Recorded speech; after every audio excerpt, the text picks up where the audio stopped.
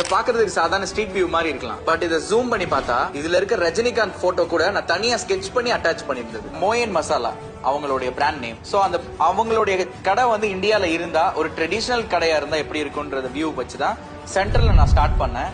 So அதை start பண்ணி அங்க பாத்தீங்கன்னா நம்ம எப்பயுமே ஒரு கடையில பூரி விற்பாங்க, டீ இருக்கும் கம்பல்சரி.